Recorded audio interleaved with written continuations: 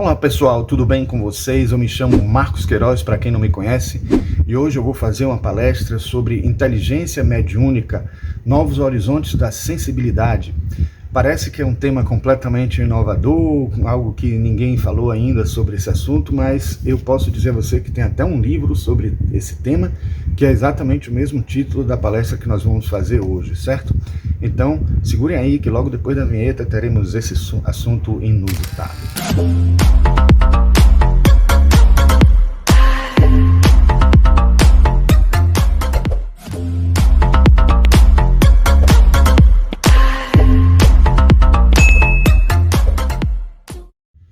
Então a primeira pergunta que a gente faria é: o que é inteligência mediúnica? E eu vou trazer aqui o significado de inteligência mediúnica a partir do livro que eu mostrei para vocês na abertura, certo? Então assim, ó, eu teria aqui 5 opções dentro daquela modalidade de múltipla escolha, né, que geralmente acontece em provas, para vocês pensarem aí. Como eu não vou ter a resposta de vocês, isso é uma palestra online, remota, então vamos agora, e também assíncrona, né, cada um vai estar vendo isso em horas e épocas diferentes, não tem como a gente interagir diretamente. Mas eu peço um esforço de vocês para poder tentar participar desse teste aqui. Respondam qual que vocês acham que é a melhor resposta aqui para essa pergunta. Grau de mediunidade desenvolvida por uma pessoa. B, número de tipos de mediunidade que alguém possui. C, quantidade de energia mediúnica presente no médium. D, nível de comunicabilidade com os espíritos superiores. E capacidade de sentir os fenômenos, tá junto aqui, né, mas seria os fenômenos separados, psíquicos não usuais. Bom, a partir da pista que eu já dei na abertura, eu acho que vocês já podem até estar sabendo do que se trata, né, que na verdade a resposta para esse autor que nós estamos falando aqui seria a resposta E. Mas isso não significa que a gente não possa também admitir essas outras coisas aqui dentro de um senso comum, como tendo um significado de inteligência mediúnica, porque o grau de mediunidade desenvolvida por uma pessoa é um sentido qualitativo ou adjetivo da palavra inteligência mediúnica, da expressão inteligência mediúnica. O número de tipos de mediunidade que alguém possui também é uma capacidade não mais tanto qualitativa, mas quantitativa desse conceito, né? Quantidade de energia mediúnica presente no médium, também quantitativa, mas não em variedades, mas dentro de uma mesma mediunidade, a capacidade maior ou menor de mobilizar energia para a atuação, né? Nível de comunicabilidade com os espíritos superiores, também envolvendo uma elevação, uma sutilização dessa capacidade, tem a ver inclusive até com a própria definição do autor, mas indiretamente, né? E por último, capacidade de sentir os fenômenos psíquicos não usuais, que apesar de não estar sendo dito assim pelo autor, desse jeito exatamente, o não usuais eu tirei do conceito de parapsicologia, que estuda fenômenos não usuais, e a gente, como está querendo dar uma abordagem também científica nessa palestra, vamos trazer conceitos também de parapsicologia. Bom, então, depois desse efeitozinho que a gente colocou, vamos adiante em algumas passagens que a gente encontra no livro. O que é inteligência mediúnica? Ferramenta psíquica para devassar o mundo invisível e realizar o autoconhecimento e autorrealização através da capacidade de um médium de canalizar e transmitir informações, mensagens ou conhecimentos provenientes de entidades espirituais ou do plano espiritual. Então você veja aí que está mostrando que, primeiro, é preciso haver essa conexão de entidades do mundo espiritual, de outra dimensão, com alguém que está aqui, e essa capacidade de mobilizar energias que também ajudam a gente mergulhar dentro de nós mesmos, dentro de uma chamada propriocepção, que é a percepção de si mesmo, a percepção interna, né? Que isso até mesmo a ciência já analisa como uma capacidade muito grande cerebral de propriocepção, que é uma das coisas que define inteligência, né? Porque a inteligência pode vir num viés de adaptabilidade ao ambiente, capacidade de comunicação dentro daquela forma mais primitiva de entender a inteligência, né?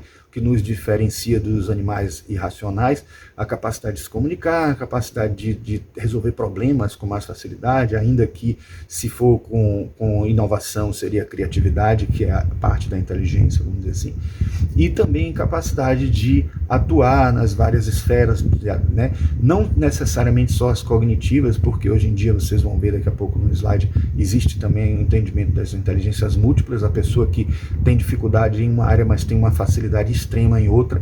Isso vai ter a ver muito com a reencarnação, a gente sabe disso no meio espírita, que não é, como a inteligência não está no cérebro, e a gente entende que até dentro da doutrina espírita, inteligência não é só um adjetivo, uma qualidade, mas é uma capacidade humana que vem do espírito.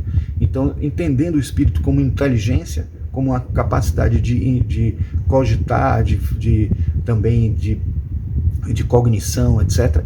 Isso faz a gente entender que inteligência é muito mais do que o que a gente vê nos QIs da vida, nos testes, essas coisas que nasceram lá no começo do século XX para tentar selecionar pessoas para a guerra, para também descobrir se a pessoa estava indo bem nos estudos, porque muitos pais, né, da sociedade burguesa tinham essa preocupação: será que meu filho está conseguindo acompanhar bem os ensinos, o aprendizado, ou a gente precisa de algum reforço, alguma coisa assim? E aí que nasceu, foi assim, por essas necessidades que nasceram o teste de QI, e fez com que se criasse aquela modalidade de comparar dentro do coeficiente de inteligência a idade intelectual da pessoa e a idade intelectual da média das pessoas naquele mesmo período, naquela mesma idade, porque a gente avança evolutivamente na nossa inteligência com a idade e atinge, na maturidade, a gente atinge o auge possível, né? Então esse QI vai registrar para a gente, de certa forma, se a gente está seguindo uma linha normal, comum, ou se a gente está indo além, com QI mais elevado, ou com QI mais baixo. Isso era uma preocupação, e a gente sabe que a inteligência evoluiu no século XX, né, já dos anos 80 para 90, final dos anos 80 para início de 90, com Howard Gardner, que começou a pesquisar a inteligência não só dentro desse viés, mas num viés de atuação, de habilidades específicas em áreas diferentes. E isso fez com que mudasse muita coisa. Mas vamos continuar aqui no texto do autor do livro, né, que a gente mostrou. Segundo a doutrina espírita, a mediunidade é uma faculdade inerente a todos os seres humanos, embora em graus diferentes de desenvolvimento. A inteligência mediúnica implica não apenas na capacidade de receber comunicações do além, mas também na habilidade de compreender e interpretar essas comunicações de forma clara e precisa, muitas vezes servindo como intermediário entre os espíritos e as pessoas encarnadas para transmitir mensagens de amor, consolo, orientação ou esclarecimento. Então vejam que aí a inteligência não é só pelo fato de ter a conexão e a capacidade de transmitir, de intermediar, de ser um medianeiro, como um médium a palavra significa, né? Mas também na capacidade de interpretar. Então entra aí também a inteligência, né, mediúnica, na capacidade de interpretar. Então é possível muitas vezes que alguns espíritos superiores escolham determinados médiuns justamente por essa capacidade, porque senão ele vai ter dificuldade para transmitir a mensagem real que ele está tentando transmitir, e ela pode não ser entendida e o objetivo não ser alcançado. Então, de certa forma, essa escolha do médium, a gente vê assim, Ivone Pereira mesmo, que começou com Chico Xavier, depois passou para Divaldo Franco, ela tinha uma necessidade de encontrar um médium realmente, e o Divaldo Franco conta que ele passou por um processo de preparação para receber Ivone Pereira, sendo um espírito de alta hierarquia que precisava transmitir mensagens incríveis, importantes, né? E isso é um exemplo bom. Bom, a inteligência mediúnica é o resultado do desenvolvimento de áreas psíquicas complexas, somente observáveis com muita atenção. Ao longo de vários ciclos evolutivos, o ser humano se desenvolveu a tal ponto que, para continuar a sua busca de autocompreensão, necessitará de um sentido mais amplo que estenda suas percepções para além das áreas conscientes restrita aos órgãos sensoriais. Aí mostra justamente o caminho que ele está querendo dar para a ideia de inteligência mediúnica, no sentido de ser uma ampliação, uma exteriorização da sensibilidade, ou um campo avançado de sensibilidade que permite a gente ver, perceber, sentir num nível multidimensional, não só da dimensão do plano físico, as 3 dimensões, mais 4, 5, 6 dimensões, e sendo capaz de expandir essa percepção, essa propriocepção também, porque a gente está presente nessas outras dimensões. Nós temos um perispírito, nós temos uma alma, e por conta, alguns até vão achar ruim de dizer que nós temos uma alma, porque nós somos a alma, mas assim, na forma de comunicação que a gente está dizendo aqui, isso é aceitável. Então, o que eu estou querendo dizer assim, que a gente está em vários níveis, em várias instâncias. Então, a gente, quando atinge essa capacidade de perceber com mais fluidez, ou perceber com mais consciência, vamos dizer assim, cada nível desse, cada plano desse, a gente também vai estar se autoconhecendo, vai estar se percebendo nesses outros níveis, porque a gente já está neles. Quando eu estou usando a mente para pensar e falar para vocês aqui, eu estou usando o meu corpo mental, que é tanto citado por André Luiz, apesar de a gente ver muito mais desenvolvido na teosofia, nos livros teosóficos, mas no espiritismo a gente encontra em alguns momentos a fala sobre o corpo mental, a existência do corpo perispiritual, corpo psicossomático, corpo ou perispírito propriamente, o corpo astral. Esse corpo também é responsável pelas emoções, pelas sensibilidades e tal. A gente vai tendo mais controle sobre ele, mais domínio sobre ele quando medita muito e quando também exercita a mediunidade, e aí começa a ter um nível de controle dessas energias, dessa matéria astral, dessa semimaterial energia existente na composição do duplo etérico e do perispírito, que se conectam com o nosso corpo físico. Bom, continuando aqui, a inteligência mediúnica seria uma propriocepção, como eu falei na instante, né, dos impulsos inconscientes, trazendo à consciência do ser as informações necessárias para que ele possa compreender-se através de uma visão de si mesmo. A inteligência do ser e a mediunidade juntas poderão conduzi-lo a áreas mais sutis de seu mundo pensante e sentimental, proporcionando-lhe o tão almejado autoconhecimento, e certamente o colocará mais próximo das causas invisíveis que ganham manifestação em seus padrões de comportamento, emoções e atitudes. Bom, eu trouxe aqui só um material que como eu fiz no meu doutorado, eu trabalhei em inteligência arquitetônica, né? Eu sou arquiteto, então eu estudei um pouco essa coisa de habilidades específicas do arquiteto, o que precisa trabalhar, se existe uma inteligência específica para a arquitetura, que não seja somente a espacial. E eu estudei muito isso, e na visão psicométrica da inteligência, a gente tem um fator G aqui no meio, que envolve habilidades psicomotoras, verbais, espaciais e numéricas, né? São várias habilidades que participam daquela primeira conceituação de inteligência que eu disse lá do começo do século XX, e esse fator G aqui é como se fosse um fator de covariância. O que é isso? Na verdade, é assim, se por um acaso eu começo a estudar matemática e me aprofundo na matemática, eu vou desenvolver essa habilidade numérica, essa habilidade matemática, mas existe algo em comum aqui na minha capacidade cognitiva que eu vou estar desenvolvendo junto com a habilidade matemática. Então essa habilidade que eu vou estar desenvolvendo vai me ajudar também na habilidade verbal, na habilidade psicomotora, na habilidade espacial, porque existe um fator de covariância, ou seja, variações nessas habilidades que acontecem conjuntamente. Ou seja, eu desenvolvo habilidades específicas, mas desenvolvo também habilidades muito comuns a todas as outras habilidades. Ou seja, em outras palavras, o que diziam na época é que existe esse fator G, que seria a inteligência propriamente dita, que faz a gente conseguir ter facilidade para aprender, para fazer, para realizar tarefas em várias áreas diferentes. Isso depois foi questionado por uma abordagem geral, que tanto tem como exemplo o trabalho de Howard Gardner, como o de Robert Sternberg, que trabalha o conceito da inteligência triárquica, né, que a gente vai ver no slide agora, daqui a pouco, né?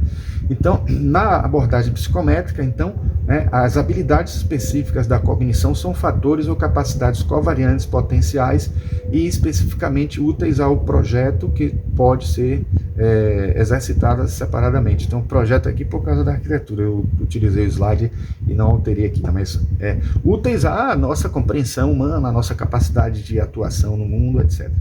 Pela abordagem geral, as habilidades específicas da cognição são derivadas da combinação de capacidades gerais como inteligência espacial e a cultura, a capacidade criativa, artística e a experiência.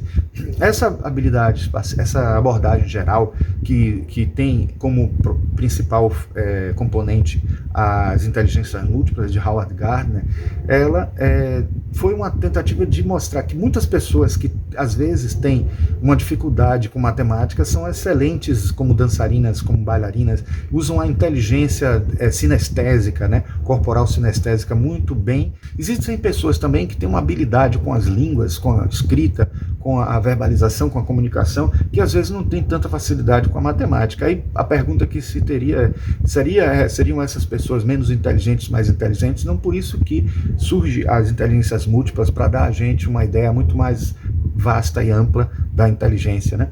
E aqui eu trouxe só um exemplo, né, uma analogia que eu usei no meu doutorado, que é uma analogia com a atividade física, né? O fator G da atividade física, da habilidade física, né, da musculação, essas coisas todas, envolve também uma série de músculos que precisam ser desenvolvidos, e vamos supor que uma pessoa esteja se desenvolvendo para o decátulo ou treinando para o decátulo.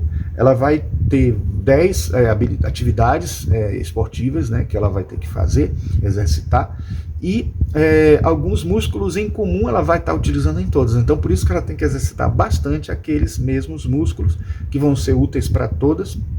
Um pouco que acontece também quando a pessoa faz prova de seleção para concurso de faculdade, quando a pessoa faz prova de concurso para ensinar no ensino superior, ela tem, vamos supor, 10 pontos, e aí a dica que eu dou é que ela estude o que há em comum nos 10 pontos, estude muito, porque aquilo ali vai estar presente em qualquer dos pontos que sejam sorteados. Também vale para isso. Mas a comparação aqui com o fator G do QI e aqui o fator G do decátulo é essa, de você ter, aí eu trago aqui alguns exemplos, né? Vamos supor que sejam essas 10 capacidades dentro da inteligência, né? Nos subtestes de Wechsler existe essa divisão também de 10 temas, né? Vamos dizer assim, no teste de Wechsler, de QI, e também as provas de decátulo. Vamos supor que você vai ter que se desenvolver nisso, para poder ganhar uma pontuação grande, mas muitas vezes você vai ter maior facilidade para uma coisa ou outra. E também, dentro dessa abordagem que eu estou falando do fator G, algumas habilidades vão ser desenvolvidas quando você praticar muito cada uma dessas habilidades aqui. Você vai desenvolver um fator G que é comum a todas, que está presente tanto na habilidade física, na musculação, quanto na habilidade cerebral, na habilidade intelectual, que a gente sabe que não é só cerebral, né? Então, o cérebro só é ponte para essas coisas todas, né? E aí que está o fator G, né? E a habilidade que se desenvolve específicas e habilidades gerais, né? As inteligências múltiplas, que inicialmente eram 9, a gente tinha essa inteligência linguística, musical, lógico-matemática, corporal, sinestésica, naturalista, interpessoal, intrapessoal, visual, espacial. Deixa eu ver, 1, 2, 3, 4, 5, 6, 7, 8, aqui são 8. Mas depois surgiram outras, e a pergunta que fizeram a ele, quantas inteligências existem afinal? Qualquer uma que a gente possa imaginar seria também uma inteligência? Ele disse que seria algo em torno de 700, disse ele, mas não seria operacional para mim trabalhar com essas 700, e elas combinadas formam outras, porque como a gente sabe mesmo que a inteligência intrapessoal mais a interpessoal gera a inteligência emocional, que Daniel Goleman trouxe depois, né, fazendo parte dessa linha também, né, da abordagem múltipla, né, dessa abordagem geral. Então a gente percebe que tem essa perspectiva de a gente analisar tantas inteligências quantas sejam as habilidades humanas. Por isso que a habilidade de de ser médium, de ser intermediário dos espíritos, também é uma habilidade que exige intelecto. E se a gente entende que a inteligência não está no cérebro, o cérebro só é uma ponte, o que a gente precisa saber é só onde estariam essas pontes. Porque outra coisa que Howard Gardner disse também é que para ser uma inteligência nova também precisa ter uma existência cerebral, algo presente no cérebro. E eu me lembro que quando eu estudei isso para o meu doutorado, eu me familiarizei muito, eu gostei muito da perspectiva do Robert Sternberger, que é esse aqui, que ele trouxe essa visão triárquica da inteligência, que envolve inteligência prática, analítica e criativa, com esses verbos aqui que estão associados. E ele também associava a partes cerebrais, né? Então, por exemplo, a habilidade prática, a inteligência prática, está associada ao cérebro reptiliano, que é o mais primitivo de todos, que é aquele que reage às coisas. Se alguém faz alguma coisa conosco, a gente reage, tem um reflexo condicionado, alguma coisa desse tipo, que é algo que também nos induz à prática, que faz a gente realizar, fazer alguma coisa, né? Então, é a parte ativa da arquitetura cerebral, é a parte ativa do processo cognitivo que a inteligência nos possibilita. Na criativa, a gente tem o cérebro límbico, que é responsável pelas emoções e também pelas inspirações, é a conexão com a intuição, de certa forma. Vocês vão ver que tem muita ligação com o lobo temporal, e tendo ligação com o lobo temporal é também associado à mediunidade de alguma forma, como a gente vai ver daqui a pouco.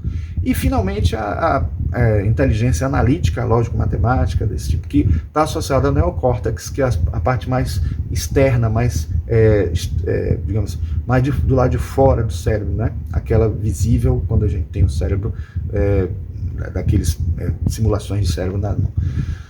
E o Daniel Goleman também tinha essas subdivisões aqui, né, de consciência social, de gerenciamento de relações, de relacionamentos, autogestão, autoconsciência, trazendo como inteligência emocional um elemento muito forte, né, importante para até ser analisado numa atividade profissional e na hora de uma seleção, coisas desse tipo, né? Se a origem da inteligência veio dessa questão de selecionar as pessoas para a guerra, selecionar as pessoas entre os estudantes, se eles estavam indo bem ou não, a inteligência emocional é um fator importantíssimo.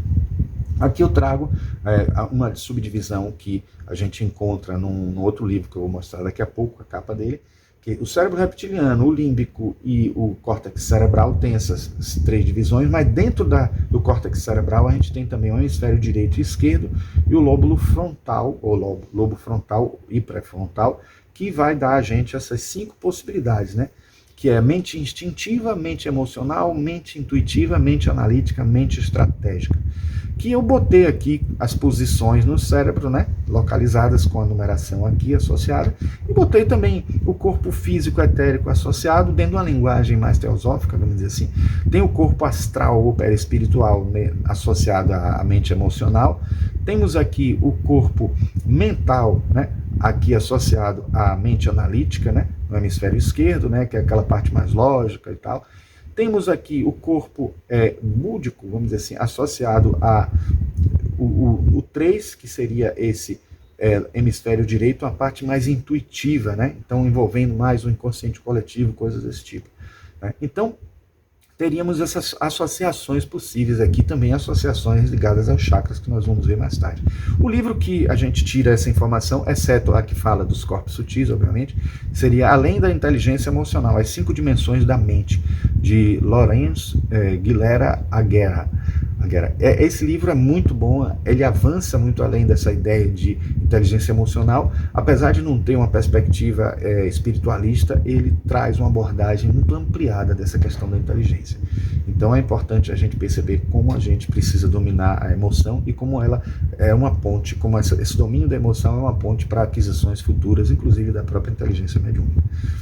E nesse livro aqui de Dana Zohar e Ian Marshall, Dana Zohar mais conhecido, né? E aí você tem aqui a inteligência espiritual. Eu já fiz um trabalho sobre isso, fiz até uma palestra sobre isso, coloquei no meu canal, inclusive, falando sobre esse assunto, mas aí eu trouxe somente alguns slides, né, dizendo o seguinte: neurobiólogos como Passenger e Ramachandra batizaram a área dos lobos temporais ligadas à experiência religiosa ou espiritual como ponto Deus, ou módulo Deus. A maioria dos estudiosos sugere que esse ponto Deus surgiu no cérebro para atender a alguma finalidade evolutiva, no processo evolutivo dentro de uma visão de seleção natural, mas a gente sabe que dentro de uma perspectiva de uma mente inteligente no universo, ou se a gente entender que existe um designer inteligente no processo evolutivo, isso foi criado para que houvesse realmente a conexão e a gente pudesse, em estágios mais evolutivos, conseguir interagir com os planos mais sutis da nossa existência, porque não adianta ficar só nas experiências do físico, conseguir também interagir no mundo físico com também uma visão mais profunda do que é o mundo espiritual, os mundos mais sutis, é importante, né? E aí nesse livro ele mostra o autor, né, que inteligência intelectual e inteligência emocional estão unidas pela inteligência espiritual. Então o cérebro inteiro está ligado à inteligência espiritual, de certa forma, que é algo integral, algo que envolve o integral, e por isso que ele faz uma ponte aí entre esses dois. Nem o QI nem o QE separadamente ou combinados são suficientes para explicar a enorme complexidade da inteligência humana, nem a riqueza imensa da alma do homem e de sua imaginação. Por isso que a inteligência espiritual é aquela que transcende, que inclui elementos que não estão nem no QI nem no QE, e por isso precisa de um conceito que é esse da inteligência espiritual e do QS, que seria do inglês, né, coeficiente spiritual, né? Então a gente teria aí o coeficiente de inteligência espiritual. O QS opera no centro do cérebro das funções neurológicas unificadoras do cérebro e integra todas as nossas inteligências. O QS nos torna as criaturas plenamente intelectuais, emocionais e espirituais que somos. Então é isso. Mas vamos ver como é que isso tem a ver com a nossa inteligência mediúnica. Eu trouxe aqui um exercício interessante que, se a gente tivesse inteligências mediúnicas múltiplas, né, dentro da abordagem meio Howard Gardner, associada a Allan Kardec, a gente teria várias inteligências mediúnicas, não só uma, né? Teríamos diferentes abordagens, diferentes caminhos, pessoas que têm habilidade mais de psicofonia, entendendo que todo mundo tem a mediunidade. A gente sabe por um conceito básico que está lá no livro dos médiuns, que todos somos médiums, né? Então, alguns têm uma tendência para intuição, outros para clareaudiência, para psicografia, para incorporação, para materializações, para fluidoterapia, para psicografia ou psicofonia. Então, pode ser que a gente atue. Eu coloquei somente essas aí, mas são muito mais. Na verdade, a gente vai ver daqui a pouco uma classificação que ainda não é a totalidade, mas de qualquer forma mostra que tem muito mais do que isso aí.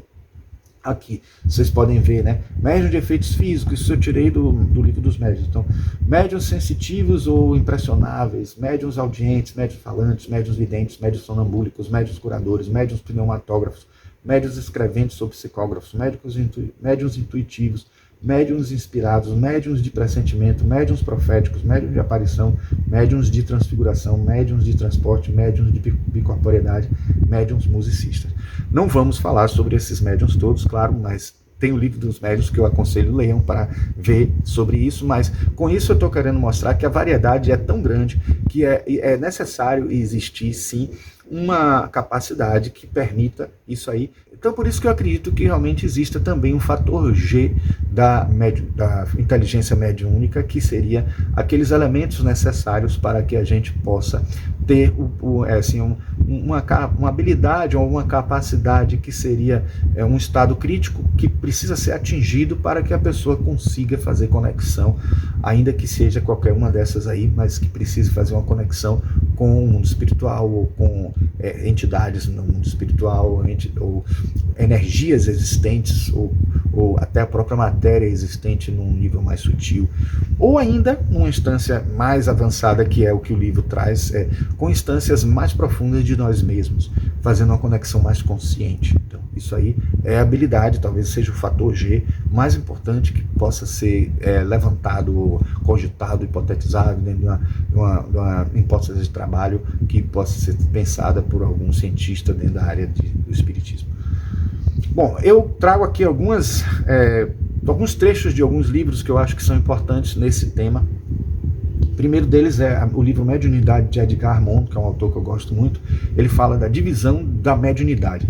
É uma divisão bem simples, que eu gosto muito dela, por isso que ele diz que é para justamente ficar mais fácil de compreender para as pessoas que são leigas, que começam a estudar sobre espiritismo. Então, quanto à natureza, a natural e a de prova ou tarefa. Isso aí está presente no próprio Livro dos Médiuns, que é aquela que naturalmente se desenvolve pelo processo evolutivo ou aquela que, por uma questão kármica, a pessoa precisa adquirir numa encarnação, ativar aquela mediunidade para que ela sirva de tarefa evolutiva para a pessoa. Quanto ao médium, tem a consciente, a semiconsciente e a inconsciente.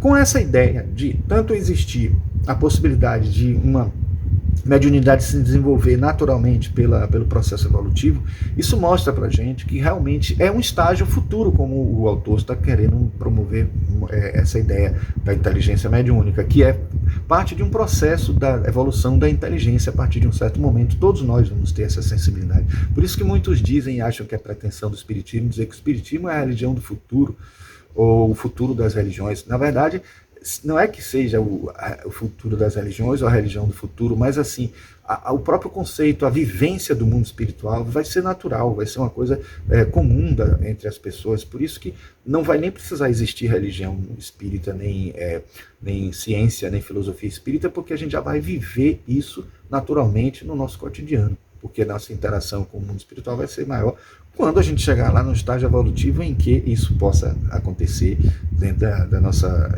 evolução da inteligência mediúnica.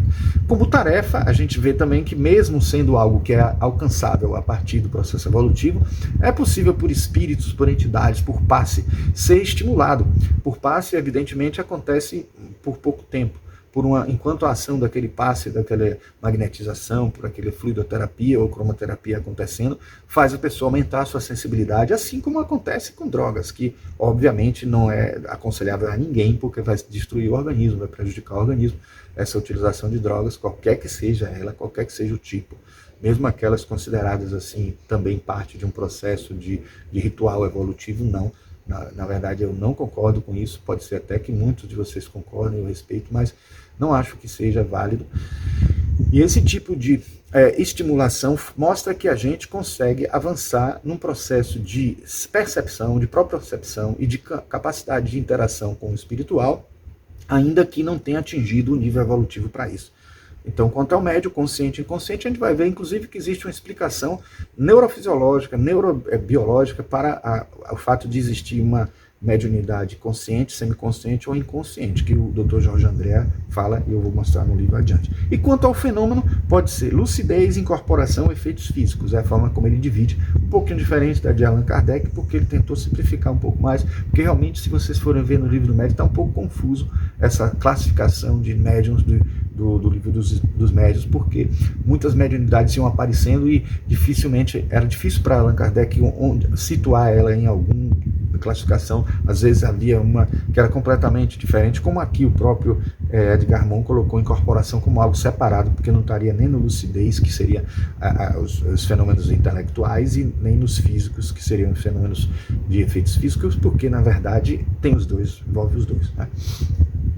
No livro Mediunidade, Vida e Comunicação, de J. Herculano Pires, que é outro autor que eu gosto muito, ele fala dos graus de mediunidade. Ele diz: existiria uma escala de graus mediúnicos no tocante ao poder ou capacidade dos médiuns, tendo a ver com a questão da inteligência mediúnica. Aí ele diz: a leitura da aura é uma técnica de avaliação das condições espirituais das pessoas através da vidência. Isso é uma coisa interessante. Ao mesmo tempo que ele fala que isso é uma coisa viável, ele diz também que é questionável, porque vai depender da habilidade mediúnica do próprio vidente, daquele que está enxergando. Então precisaria ser um vidente muito capaz, muito com a capacidade de mediunidade enorme para conseguir perceber isso na aura, porque na aura da pessoa é possível perceber, detectar a existência da mediunidade. E aí vem a questão assim, da mesma coisa que acontece com o teste do QI, né? Quem está elaborando um teste do QI tem que ter um QI elevadíssimo. Quem está avaliando, analisando os médiuns também, dentro de uma perspectiva de grau de mediunidade, tem que estar num grau elevadíssimo também, né?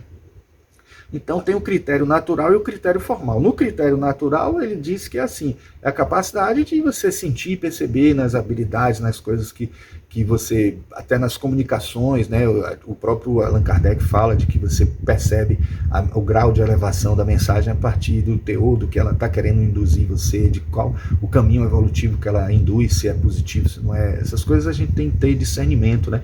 Já o critério formal é algo a se construir, segundo o J. Herculano Pires, porque ele diz que ainda não existe, pelo menos até o momento em que ele escreveu o livro, não existia nada que pudesse testar a mediunidade com muita precisão, a capacidade de precisão, né? Os próprios espíritos podem estar construindo isso, alguma habilidade disso. Em alguns centros espíritas existem experiências incríveis já de talvez espíritos indicando aparelhagens, equipamentos de transcomunicação que ajudam a fazer isso, mas ainda algo que não está divulgado em larga escala para que a gente possa adotar e utilizar, e também talvez não seja acessível por enquanto para a gente.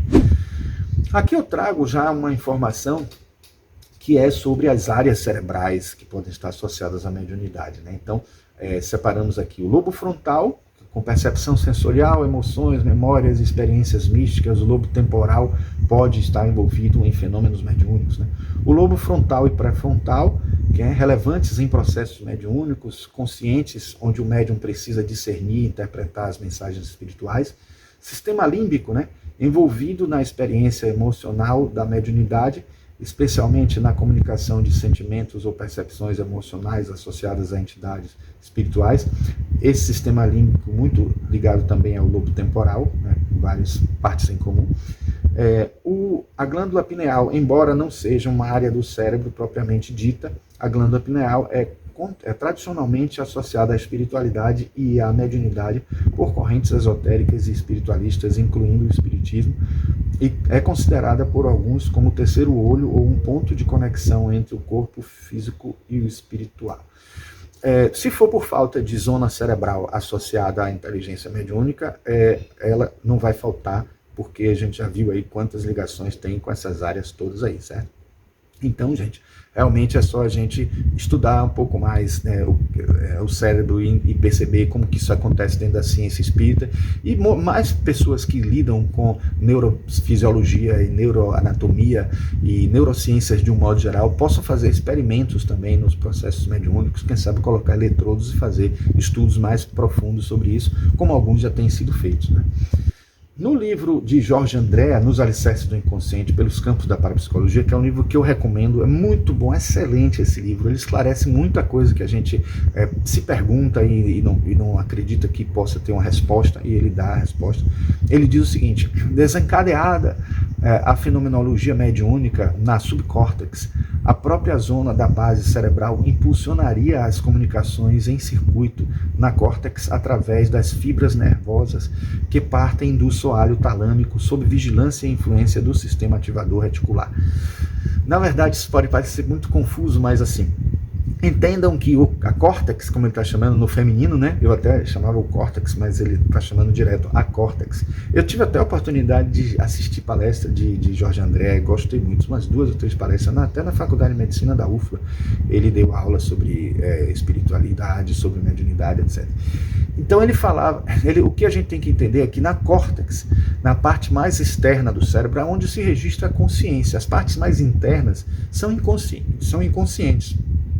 E o bulbo raquidiano, né, o tálamo que chega até o bulbo raquidiano e chega ali na região talâmica, que é o centro do cérebro, onde está a glândula pineal, que é também chamada de epífise, ali a existência de alguns aminoácidos em maior quantidade ou em menor poderá fazer com que a informação que chega ali do mundo espiritual via medula espinhal, né, via inclusive o chakra laríngeo, que também tem um correspondente atrás, né, uma conexão com a parte de trás, que é na medula espinhal onde está o chakra propriamente, porque aqui é a corola do chakra, né?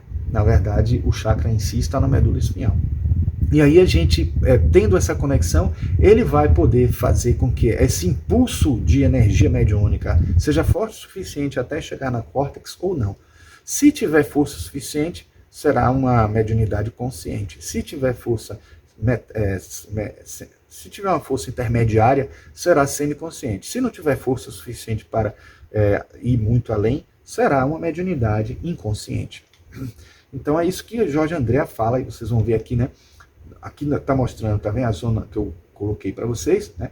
Então ele diz, nessa região do sistema ativador reticular, devem existir grupos celulares especializados funcionando à maneira de verdadeiras chaves seletoras que, sob efeito de substância especial, um aminoácido, ele coloca entre numa interrogação aqui, né, favoreceriam em graus variáveis os tráfegos vibratórios dos campos mediúnicos.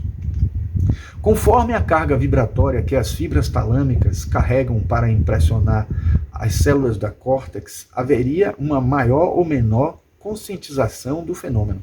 Este grau de influência cortical poderia ser mínimo a ponto de não ser registrado pela consciência do médium, mediunidade inconsciente, ser parcialmente afetado, mediunidade semiconsciente, ou totalmente carimbado na córtex, mediunidade consciente. Isso eu achei muito interessante. Eu lembro, quando eu li a primeira vez esse livro, eu fiquei encantado. Eu acho até que em um outro livro ele fala que substância é essa, porque ele fez experiências, fez pesquisas, que substância seria essa, que aminoácido seria esse no cérebro, mas eu não consegui encontrar para trazer para vocês. Mas ele sempre repete essa ilustração e vocês podem encontrar nos livros dele essa informação interessantíssima, bem aprofundada e de alguém que é médico e que também tem informações de psicologia, de diversas áreas e da própria psiquiatria. Ele traz também essas informações da experiência dele com a mediunidade. Bom, nesse outro livro que é esgotado já, né? Mas é fácil de conseguir em PDF na internet, é Técnica da Mediunidade, que é um livro de Carlos Torres Pastorino, o mesmo autor de Minutos de Sabedoria, o famoso Minutos de Sabedoria. Ele que foi católico durante muito tempo e tal, e depois se converteu para uma visão esotérica que ninguém sabe qual é, se era espírita, mas ele tinha mensagens muito assim, envolvendo conteúdos teosóficos também. Eu acredito que ele devia ser maçom, alguma coisa assim, ou pelo menos de alguma ordem secreta, alguma coisa assim, tipo de Rosa Cruz, não sei. Bom, toda mediunidade que passa através do córtex, ele aqui já botou em masculino, impressionando os neurônios, é dita consciente porque o médium toma conhecimento da consciência atual do que se está passando nele, a tal ponto que frequentemente não consegue distinguir se é ele mesmo ou o outro por intermédio dele que está pensando, falando ou agindo. Tá? Saiu aqui com errado. Então, de certa forma, isso eu trouxe porque eu acredito, dentro da minha perspectiva, que isso também tem a ver com a inteligência mediúnica. A capacidade de perceber que a mensagem é dele ou não é algo que se desenvolve. A própria consciência ou inconsciência, as pessoas podem dizer assim, a mediunidade inconsciente deve ser a melhor, a mais desenvolvida, porque a pessoa consegue transmitir, deixar o corpo entregue ao espírito, e o espírito vai fazer uso daquele corpo sem qualquer barreira, sem qualquer bloqueio. Mas o que a gente ouve falar, não só nos livros de modo geral sobre mediunidade, mas também no trabalho de Pietro Ubaldi, né, que também trouxe para a gente a sua voz, que ele tinha uma habilidade mediúnica fantástica, e a sua voz ele trazia alguma informação consciente, ele falava expressando a mensagem com consciência. Não quer dizer que o médium inconsciente não seja evoluído o suficiente, haja visto que a gente tem mensagens de Chico Xavier em que ele está inconsciente e outras ele está consciente. Então, controle sobre isso, saber lidar com isso, saber desligar e ligar, entregar quando necessário, quando ele tem consciência de que o espírito vai fazer um bom uso do corpo, né? E ele saber até controlar se vai querer ter uma mediunidade consciente ou inconsciente. Isso aí é o cúmulo da habilidade, o extremo da habilidade da inteligência mediúnica, né? Aí eu trago aqui já que foi dito lá acima, né, atrás por Herculano Pires, que a leitura da aura é algo interessante. Eu trouxe aqui justamente para vocês uma foto de áurea feita, né, do médium Divaldo Franco em Tampa, Estados Unidos, em outubro de 1993. Então você vê aí com uma aura bem com coloração amarela e mais roseada aqui, ou um vermelho avioletado, de certa maneira, tendendo um pouco para essa questão de maturidade, de uma ideia de atuação firme, né, na trajetória, né, e também incisiva nas coisas, né, com uma energia um pouco rosa aqui em volta, que tem a ver a amorosidade, e também muita energia mental, que é o que o amarelo traz. Então, o mental, não pensem que é só intelectual, não.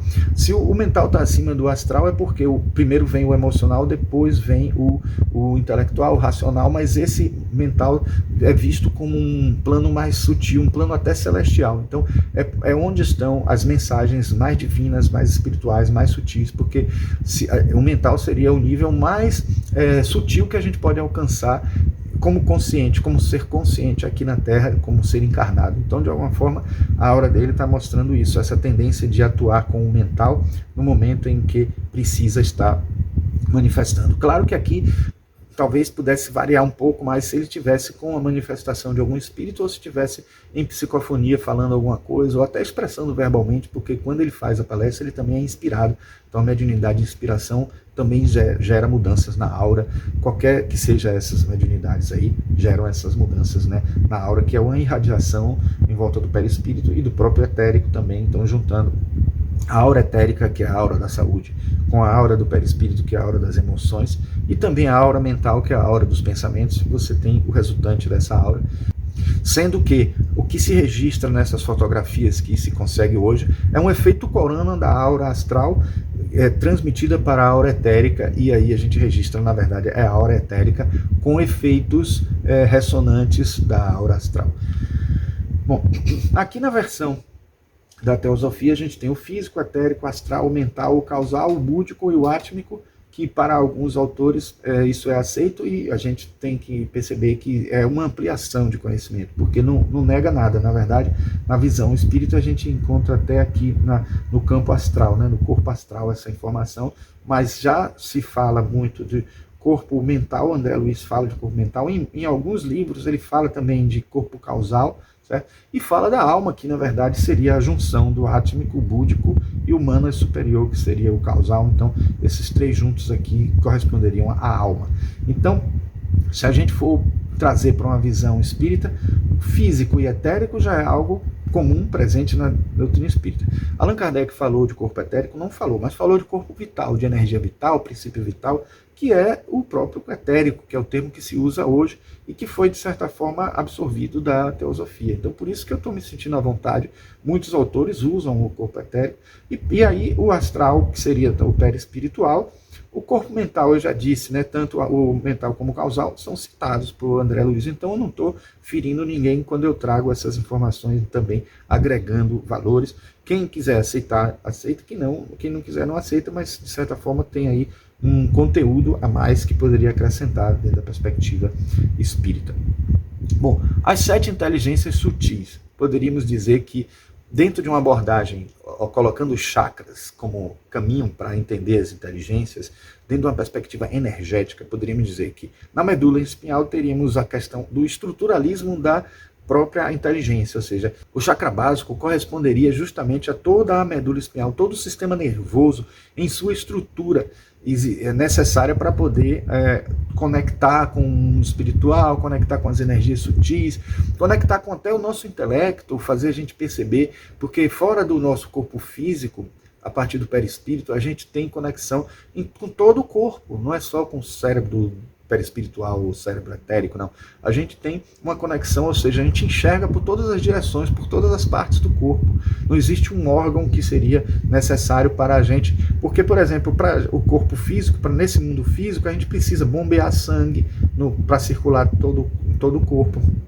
Precisa bombear o ar no pulmão, mas nos corpos sutis não precisa disso. A gente não precisa disso porque não existe essa necessidade de bombear sangue. A gente precisa o quê? De energia vital suficiente para fazer esses órgãos do corpo físico atuarem e exercerem sua função. E essa cognição, essa conexão faz parte da inteligência mediúnica, porque vai fazer uma conexão toda estrutural no corpo inteiro, o sistema nervoso fazendo tudo funcionar como deve funcionar dentro do que a medicina nos explica, nos ensina que deve acontecer, tanto a anatomia quanto a fisiologia. Bom, o cérebro reptiliano está associado ao sensorialismo, porque de alguma forma está lá atrás. Não é o emocional, é o sensorial, é a coisa de perceber. Então, por exemplo, você reage a alguma coisa a partir do que você vê, do que você sente, dos tatos, dos 5 sentidos. E também a sexualidade tem a ver com isso. Não é à toa que o reptiliano está associado à Kundalini, porque a cobra é um réptil e tem essa coisa do rastejado, está embaixo, do estar associado à energia kundalínica, né? Que vem de lá do chakra raiz, mas eles não se manifestam no chakra básico. se manifesta no chakra sacro, que é o chakra seguinte, que é o lado sexual, a sexualidade da pessoa. E tem a energia sexual, que também faz parte do processo de inteligência mediúnica, que ela pode ser canalizada para o processo criativo, que vai subir, vai chegar até o laríngeo, e é aqui que justamente gera a sensibilidade de conexão com as entidades, né? A gente vai ver daqui a pouco. Então, sistema límbico é um sistema do sensibilismo, né? Essa coisa de sensorial, a sensação. Então, as emoções básicas estão aí. Por isso que o chakra umbilical é associado às emoções, por isso que ele está perto do estômago, e toda vez que a gente se emociona muito forte, pode acontecer úlceras estomacais, porque o estômago está muito associado às emoções, né?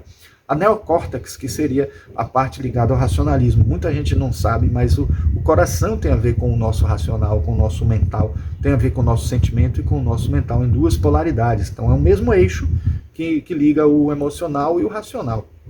Não é à toa que existe um chakra cardíaco no nosso coronário, porque há uma conexão direta entre o cardíaco e o coronário, fazendo a gente perceber essa conexão. Quando a gente assim, eu, aponta para o peito, a gente está falando desse eu, que é a consciência racional que a gente tem aqui na Terra, tridimensional, no mundo físico, o cérebro da mente inferior e tudo mais, mas a gente percebe isso. Bom, a criatividade e a mediunidade estão associadas a esses 5 aqui, que é o laríngeo, né? Que eu disse para vocês nesse instante. É o que se conecta pela nuca, se conecta aqui e faz a gente conectar com os outros, com entidades, com seres, né, espirituais. A glândula hipófise está associada a justamente o frontal, que é, não confunda a hipófise com a epífise, que essa daqui é a pituitária, né? Está associada à lateralidade cerebral, que tem o lado direito e esquerdo do cérebro, por isso que o chakra frontal está dividido em dois conjuntos de pétalas, um do lado direito e outro do lado esquerdo, um mais, digamos, ligado à lógica, outro mais ligado à arte, à emoção, etc., a sensibilidades intuitivas, etc. E por último a gente tem a glândula pineal, que está associada à unidade, que está ligado ao chakra coronário, né? Então isso seriam os órgãos e os chakras associados às várias inteligências que a gente poderia dizer numa abordagem mais sutil ligada aos chakras e que poderia ser muito bem conectada com tudo isso que a gente falou até agora. Eu trago aqui um livro, Mente Imortal, de Erwin Laszlo. Toda vez que eu vejo livro de Erwin Laszlo, releio algum livro de Erwin Laszlo, eu me lembro de Peixinho, porque ele falava muito desse autor. Depois, eu já estudava esse autor e ele também, um dia eu encontrei com ele e falei desse autor. Ele disse, você lê Erwin Laszlo? Ah, que legal, vamos trocar ideias sobre isso. O saudoso Peixinho, né? Então eu quis fazer aqui essa homenagem, lembrar ele, de que ele é um autor que a gente trocava ideias um pouco sobre Erwin Laszlo, né? Que ele gostava muito desse autor. Então esse livro aqui, Mente Imortal, Evidências Científicas Comprovam a Continuidade da Consciência Além do Cérebro, eu aconselho esse livro, é um dos mais recentes deles, lançado em língua portuguesa, com certeza deve ter outro mais recente sendo escrito ou já escrito perto para ser lançado. Então é um autor que traz muitos livros interessantes. E ele fala aqui nesse livro uma coisa que é assim, num capítulo, comunicação transmitida por médiuns. Nas formas mais intensas desse tipo de transmissão, a mente e o corpo do médium parecem estar possuídos por completo pela inteligência externa. Ele fala que, por exemplo, ele presenciou vários casos em que a pessoa se transformava completamente, inclusive a voz mudava. Pessoas que estavam mediunizadas tinham cortes na pele e esse corte se dissipava rapidinho. Pessoas que estavam mediunizadas, elas às vezes tinham amônia colocada no nariz e elas não desmaiavam. Então, assim, mostrando que não é uma coisa só com possibilidade de alguém estar fraudulando, de alguém estar mistificando, inventando, coisas desse tipo, porque tem fatos físicos que provam isso. E ele conta um caso interessantíssimo de uma pessoa que resolveu jogar um xadrez, um grande mestre de xadrez jogou com outra pessoa que não sabia nada de xadrez e que incorporou ou teve informações mediúnicas de um outro grande mestre, o terceiro maior mestre de xadrez de toda a história, que jogou contra ele e jogou com pé de igualdade. Então isso aí foi uma coisa também que impressionou muito ele. Ele sempre cita no livro, né, justamente essa situação do grande mestre de xadrez que se manifestou de alguma forma. Eu mesmo já tive experiência de ver, né, em reuniões mediúnicas, pessoas que mancavam e que quando estavam sob a ação de um espírito, não mancavam. Então, assim, isso é impressionante.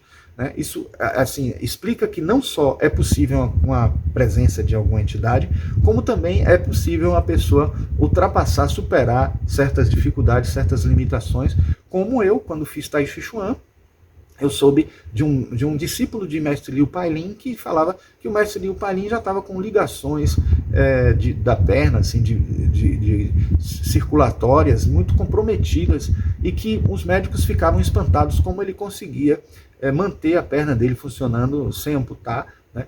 Porque ele dizia que o que circulava na perna era o Qi, a energia do Qi. Então, se algumas pessoas não acreditam nisso, tem exemplos, situações físicas e inexplicáveis pela medicina e que acontecem, e que a gente percebe tanto na área mediúnica como na área, né, transcendente, né, da anatomia esotérica, que é um outro assunto também de grande importância associado a isso aí, né? Esse livro, Paranormalidade, um conhecimento extraordinário, uma nova visão da ciência sobre os inexplicáveis poderes da mente, da doutora Elizabeth Lloyd Maia, ela diz assim: habilidade para receber ou assimilar conhecimento por percepção direta ou compreensão, saber qualquer coisa imediatamente sem a intervenção de qualquer processo racional, contemplar direta ou indiretamente um objeto e vê-lo como ele é. Isso ela chamou de inteligência intuitiva, e ficou muito impressionada com esse conceito que ela tirou de outros autores, né, de ver como ele é. O que é ver como ele é? É ver na natureza mais essencial, né? Tanto objetos como realidades, ou seja, participar de um mundo transcendente, que é esse mundo que nós vivemos, que nós vivemos nele, mas não temos uma percepção, uma própria percepção dele completa, que é esse mundo da quarta dimensão, da quinta dimensão, da sexta dimensão. Nós só conseguimos perceber com mais clareza o mundo da terceira dimensão, infelizmente, e isso é o que a inteligência mediúnica possibilita, que ela chamou assim: deve haver alguma capacidade que é chamada de inteligência intuitiva que permita ser essa questão, e ela cita, né, Daniel Goleman, cita o Howard Gardner, que falaram de várias inteligências, e ela cogita isso. Só que essa inteligência intuitiva, eu digo que seria a mesma inteligência mediúnica que a gente está falando aqui agora.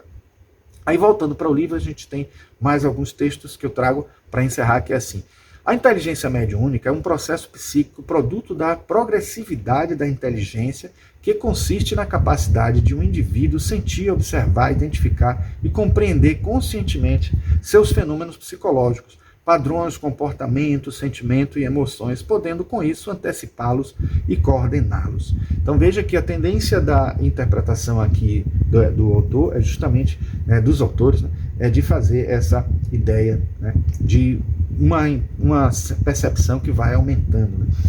No sentido mediúnico, que é um outro conceito que é apresentado no livro, somente ligado ao sentido mediúnico como instrumento de percepção da realidade inconsciente, das forças invisíveis internas, a inteligência terá a possibilidade de adentrar esse universo, constituindo assim o que chamamos de inteligência mediúnica. Então, é necessário haver um sentido mediúnico, uma percepção extrasensorial, uma exteriorização da sensibilidade, uma hipersensibilidade em várias áreas, em várias capacidades, né, e variadas de acordo com o tipo de mediunidade, para que haja essa chamada inteligência mediúnica. Para realizar o autoconhecimento e continuar a desenvolver a autoconsciência, o ser haverá de aprimorar seu sensório essencial, né, que é a mediunidade, ou seja, deverá desenvolver a inteligência mediúnica. Então, já está mostrando aqui que é um sensório essencial, que é um termo que eles usam muito, que é justamente essa capacidade de perceber além dos nossos limites, né? Então, pessoal, esse foi o conteúdo que nós queríamos trazer para vocês dentro dessa perspectiva de inteligência mediúnica, que é um assunto muito vasto. Eu acho que vocês devem ter se estimulado a entender mais, talvez até em ler o livro, né, buscar esse livro aqui para aprofundar. O autor trabalha até na prática, de certa forma, em atividades, né, no centro espírita deles lá, e eles fazem essas pesquisas com inteligência mediúnica, que eu acho muito interessante. Espero que vocês tenham gostado, e agradeço aqueles que ficaram até o final e clicaram nesse vídeo aqui para assistir esse assunto, né? Inteligência mediúnica é um assunto que não se esgota aqui, tem muita coisa ainda, muito pano para manga, que eu acho que se vocês mesmos forem fazer algumas reflexões, vocês vão descobrir outras possíveis conexões. E se encontrarem, por favor, comentem aqui, coloquem aqui nos comentários o que vocês acham que pode também ser incluído nessa ideia de inteligência mediúnica e que não foi colocado aqui, não foi falado, certo? E espero que tenham gostado. Se gostaram, por favor, deem um like aí, se inscrevam no canal e apertem o sininho para obterem notificações toda vez que a gente tiver vídeos como esse colocados aqui no nosso canal sobre cultura esotérica, tá? Então, um grande abraço e nos vemos no próximo vídeo.